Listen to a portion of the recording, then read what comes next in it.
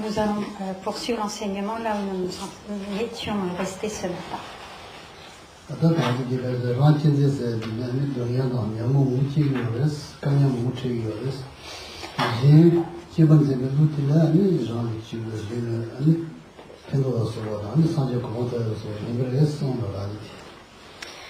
Sur la base de la saisie du soi naît ce qu'on appelle le chérissement de soi. Et sur la base du chérissement de soi naissent les perturbations mentales qui nous poussent à agir de manière erronée, de manière incorrecte, ce qui engendre de nombreuses souffrances, car cela laisse des empreintes karmiques négatives qui ont pour fruit la souffrance.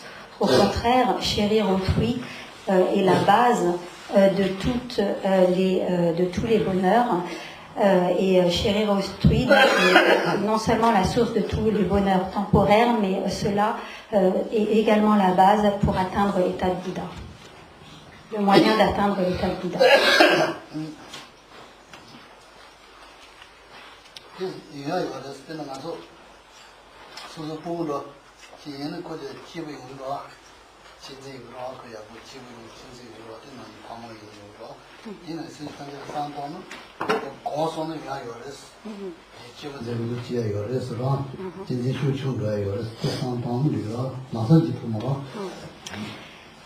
Par exemple, de la même manière que l'on chérit son enfant, il est possible de chérir l'ensemble de tous les êtres. Donc, dans un premier temps, nous chérissons simplement nos proches, mais il est possible d'étendre ce sentiment de chérissement à l'ensemble de tous les êtres.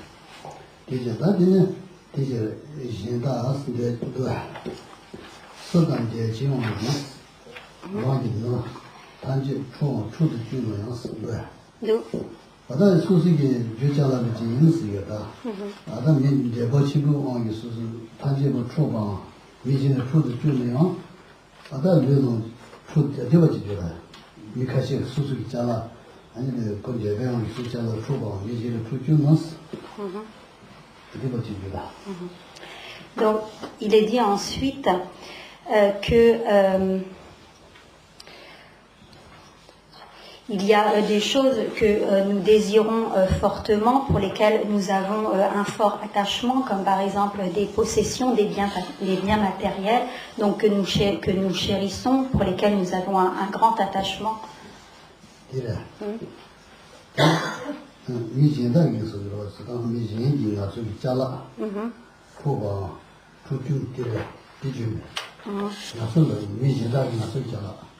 Natsuki Chala, Nishanpa ki.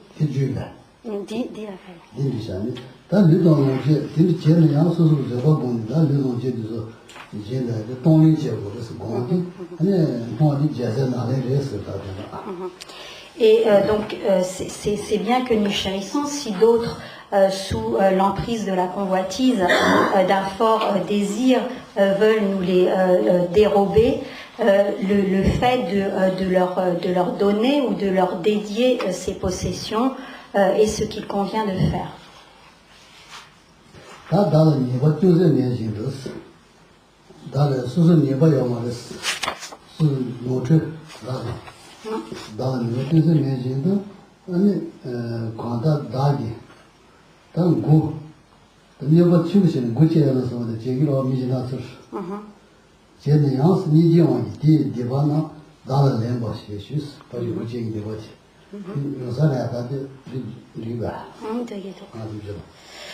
Donc, ensuite, il est dit que tous les actes nuisibles qui sont accomplis par autrui, par les autres, nous devons les prendre sur nous par le pouvoir de la compassion. Donc, munis d'une grande compassion, nous devons comme prendre la responsabilité des actions négatives d'autrui.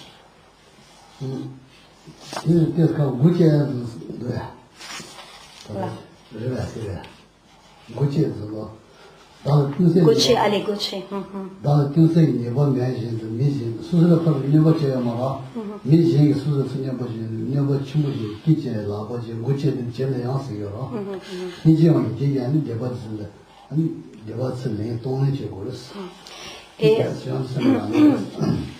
il est dit que même si autrui nous nuit au point de nous couper des membres, comme la main, ou comme là, plus précisément dans le texte, il est dit de nous couper la tête.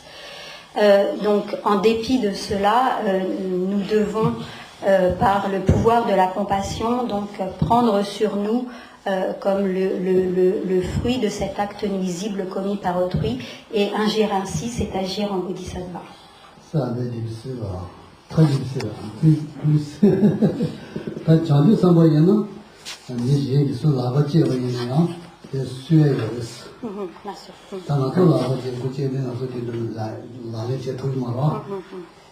Donc à notre niveau, pour l'instant, nous ne pouvons pas accomplir cette pratique, c'est trop difficile. Mais les bodhisattvas, lorsqu'on leur coupe par exemple le bras, la main, ils ont la possibilité de pratiquer la patience envers cet acte et donc de ne pas en éprouver de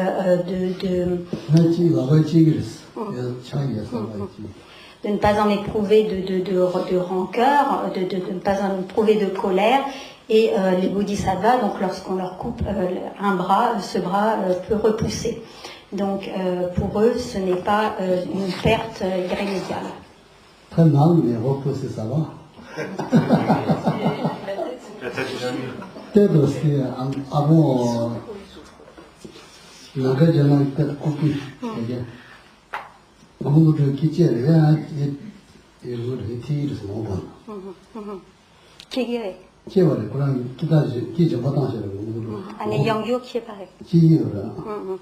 et donc Nagarjuna a eu même donc la tête coupée et la tête à repousser. Donc il a fait don de sa tête par générosité, on lui a coupé, il l'a donné, il a pris sur lui cet acte négatif et la tête a repoussé.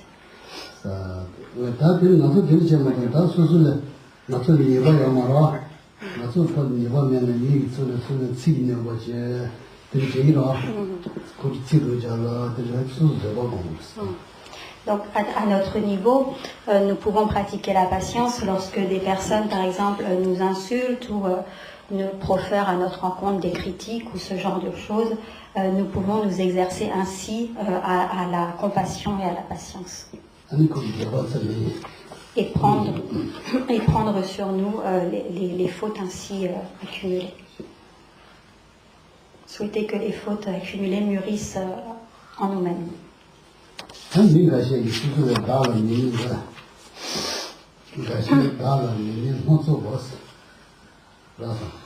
Gâché dala minyen natsopa.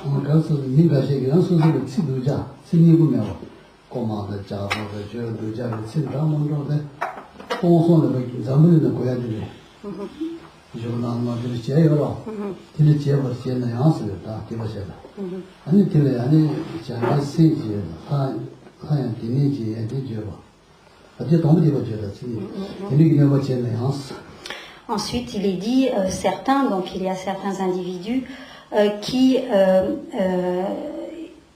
vont à notre sujet répandre des rumeurs diverses et variées ils peuvent donc, dans le texte, il est dit à travers 1 milliard d'univers répandre à notre sujet des rumeurs déplaisantes, c'est-à-dire que quand bien même donc ces rumeurs seraient extrêmement importantes et seraient propagées à 1 milliard d'univers, donc de manière très importante.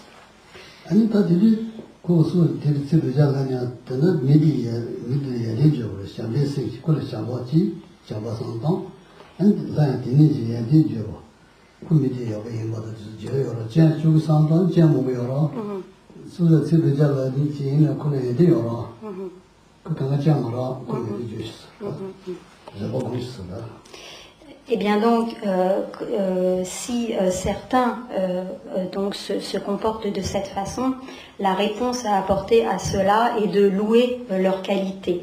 Donc en réalité, il n'y a aucun bienfait issu de la critique d'autrui, Et donc, plutôt que de critiquer ceux qui nous critiquent, il serait plus avantageux pour notre pratique donc de faire en sorte de louer leur qualité, tandis qu'ils nous critiquent, donc de louer leur qualité.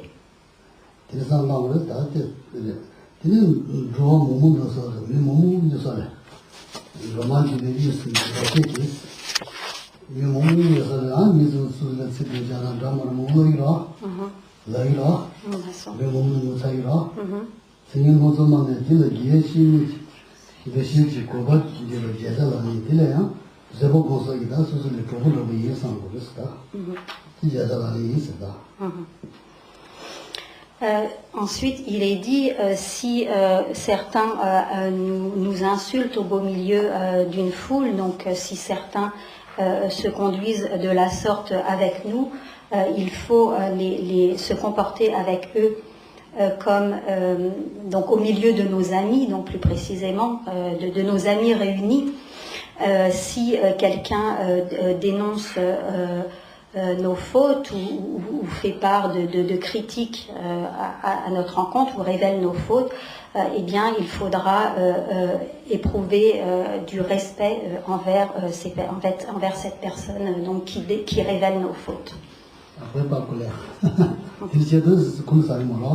Et si on agit ainsi, cela empêchera la colère de se développer.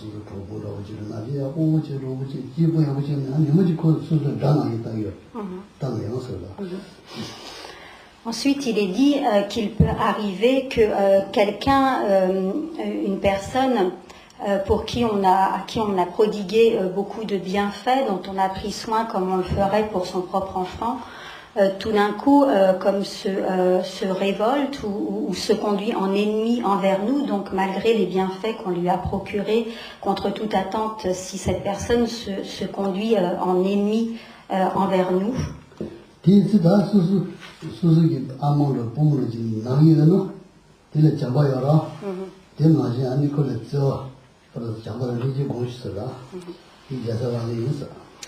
Eh bien,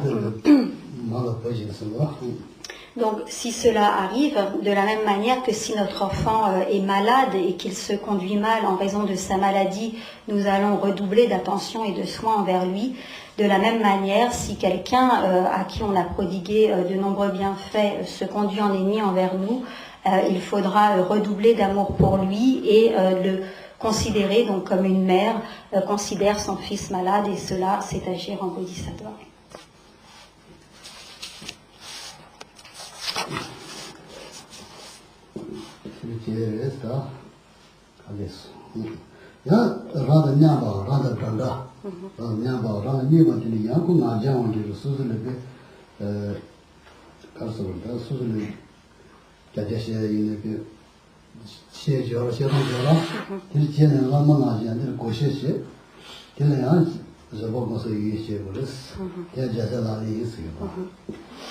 Ensuite, il est dit que lorsque quelqu'un qui est égal en qualité à nous-mêmes ou inférieur en qualité à nous-mêmes nous dénigre sous l'emprise de l'orgueil, il faudra faire en sorte de respecter cette personne comme s'il s'agissait d'un maître spirituel, le placer au-dessus de nous, et cela, c'est agir en bodhisattva.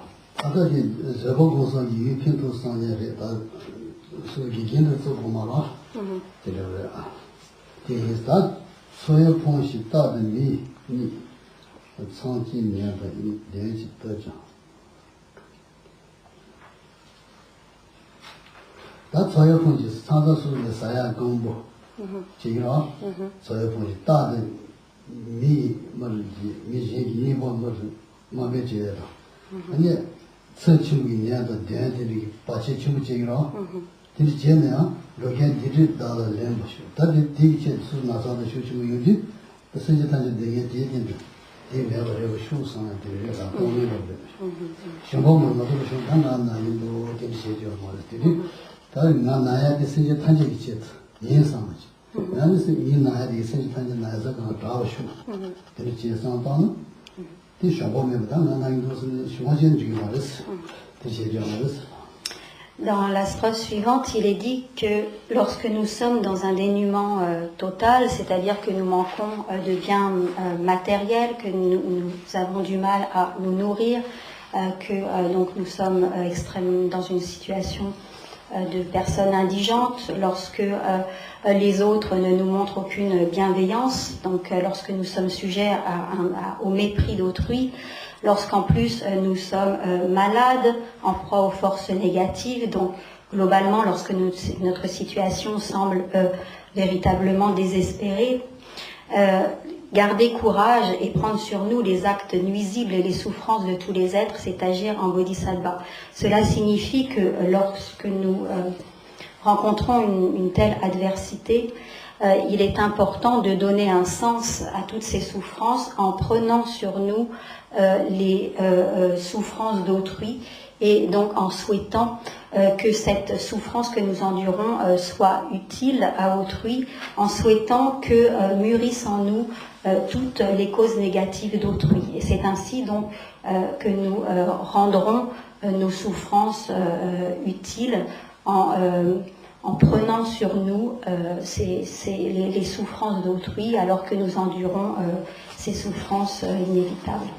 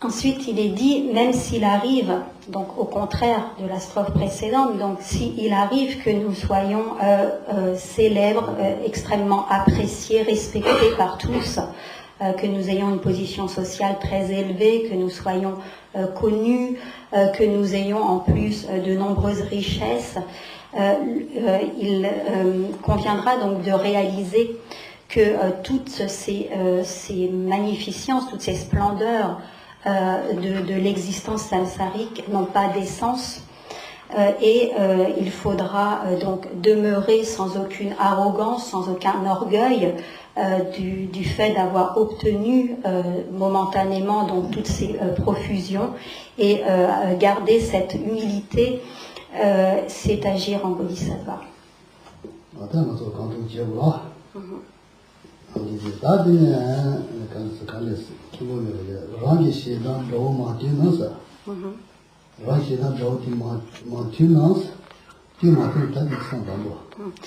Donc la strophe suivante commence ainsi. Donc tant que nous sommes sous l'emprise de notre ennemi intérieur, la haine,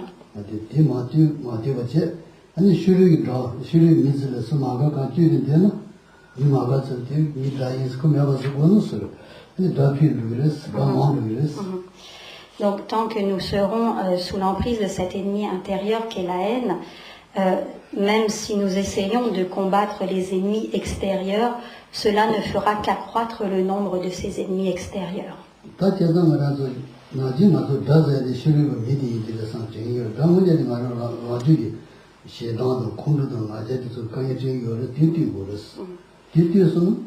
다단지 튜튜버도 집어서 슈리 미를 다지는 다 마르마르로 이래 된다. Et le sens de cela est que habituellement nous avons tendance à penser que les ennemis sont des êtres extérieurs à nous-mêmes, alors qu'en fait le véritable ennemi, celui que l'on peut véritablement appeler ennemi est celui qui nous nuit véritablement, et l'ennemi intérieur c'est la haine. Et donc lorsque l'on peut vaincre cet ennemi intérieur, réduire à néant cet ennemi intérieur qu'est la haine, alors nous n'aurons plus d'ennemis extérieurs. Cela n'aura plus de sens que de parler d'ennemis extérieurs.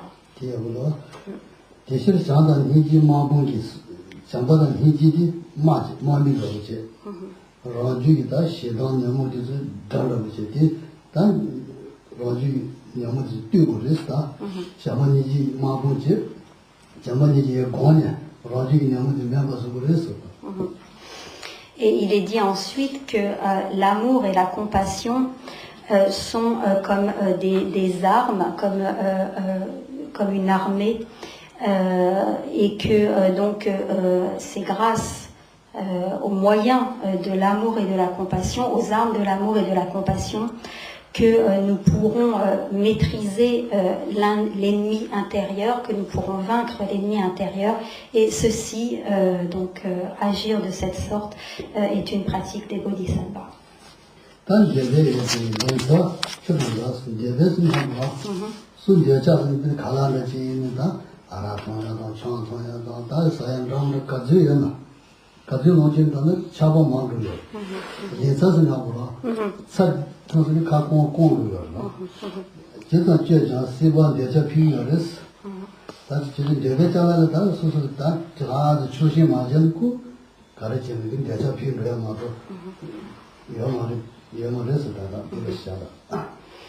Il est dit ensuite que les plaisirs des sens sont comme de l'eau salée. Plus on y goûte, plus le désir augmente. Donc en fait, si on prend l'exemple par exemple de l'alcool, de la bière, du vin, de la nourriture ou de tout autre objet des sens, si on les appréhende avec attachement, avec avidité, ces plaisirs des sens ne nous apporteront jamais satisfaction. Ils seront comme de l'eau salée. Donc l'eau salée, plus on en boit et plus on a soif. Donc en fait, plus on y goûte et plus le désir augmente.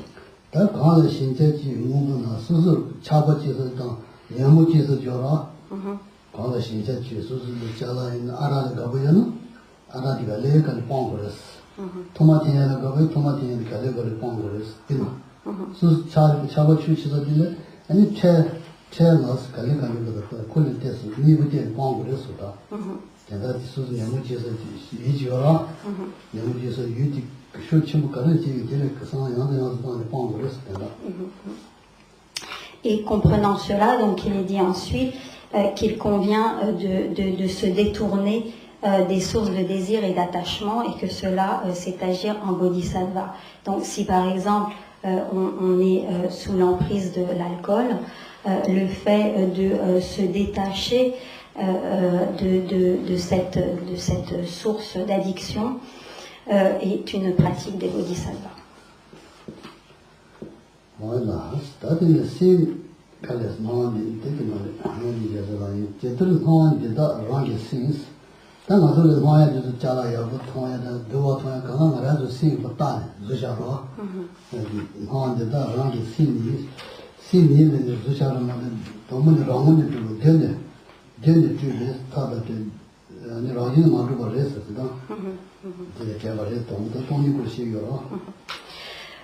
La strophe suivante parle de la vacuité et donc explique, donc les deux premières lignes expliquent que toutes les apparences, tous les phénomènes sont projections de l'esprit, et que la nature de l'esprit est depuis toujours libre des extrêmes.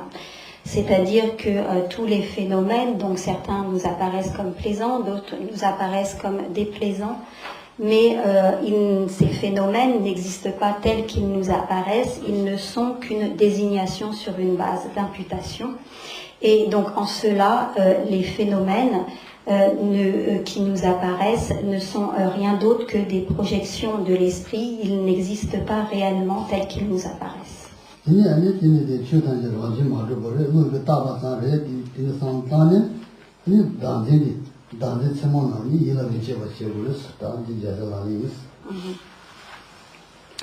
Et donc, réalisant que les phénomènes n'existent pas de la manière dont ils nous apparaissent, donc qu'ils n'existent pas de leur propre côté d'eux-mêmes, donc ne pas concevoir de dualité sujet-objet, ceci est une pratique des bodhisattvas. Donc réaliser cela en appliquant au phénomène la vacuité est une pratique des bodhisattvas.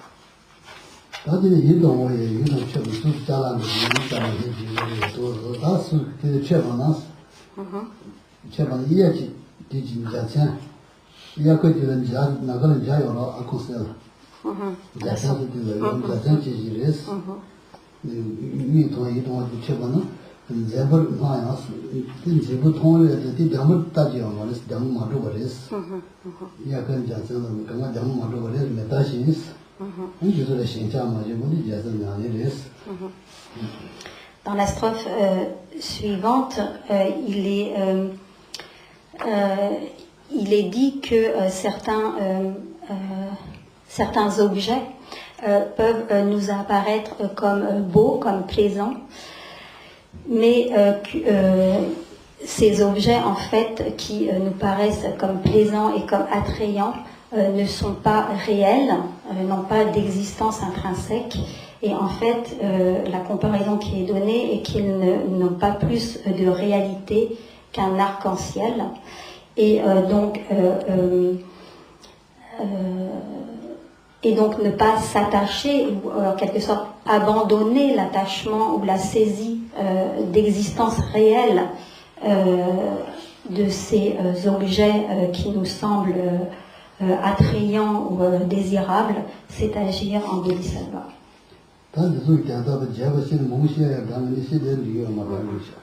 Donc évidemment, il y aurait beaucoup d'explications à donner sur ces différentes strophes, mais nous n'avons pas donc le temps d'expliquer en détail chacune de ces strophes et tous les enseignements qui pourraient être donnés sur ces différents points.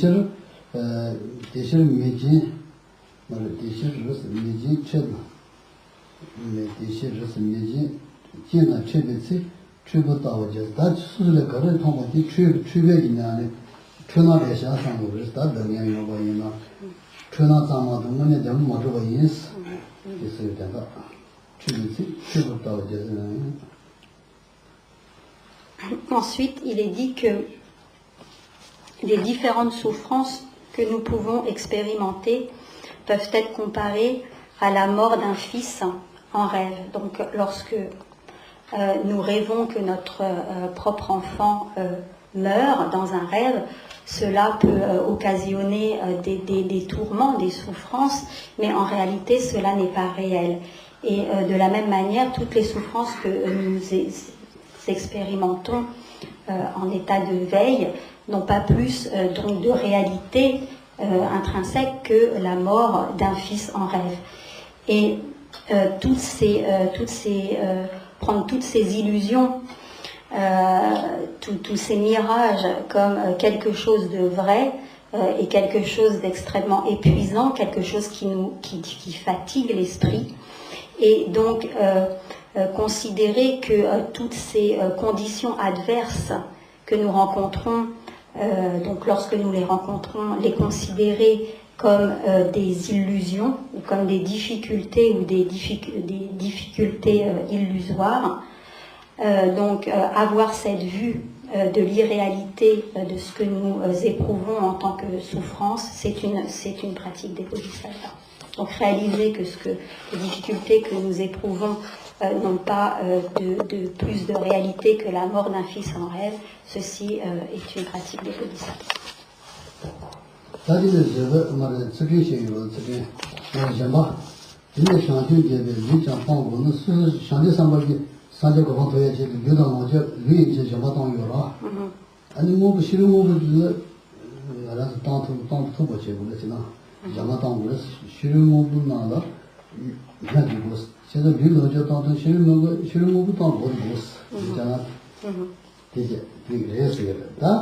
아니 잡아다는 수준의 마음만은 스키고 용을 되는 나인 것이냐 아니 잡아다는 거였어. 얘가 남이는 미리와 잡아다고 제도라니.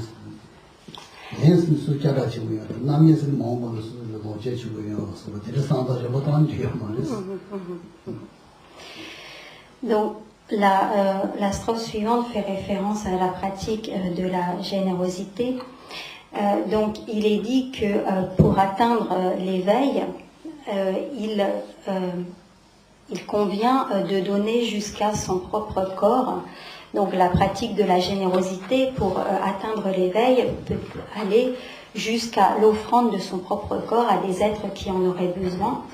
Et donc si on doit offrir jusqu'à son propre corps, est-il nécessaire de mentionner les objets matériels? Cela signifie que évidemment, si on doit aller jusqu'à donner son propre corps, on doit bien sûr pratiquer la générosité des objets matériels et il convient également de pratiquer la générosité sans attendre le fruit en retour, c'est-à-dire le faire avec un bon cœur, véritablement pour le bien des êtres et non pas avec la motivation d'obtenir des profusions ou des richesses dans les vies suivantes. Donc la motivation pour pratiquer la générosité doit être surveillée dans ce sens que nous devons le faire véritablement avec bon cœur pour que les êtres en obtiennent des bienfaits et donc aller jusqu'à l'offrande de son propre corps. Et cela, c'est agir en bodhisattva.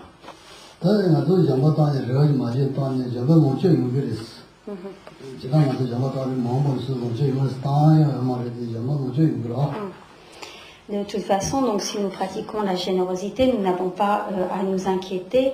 De manière secondaire, nous obtiendrons suffisamment de richesses matérielles dans nos vies suivantes pour continuer notre pratique. Mais cela ne doit pas être l'objectif ou le but de la pratique de la générosité.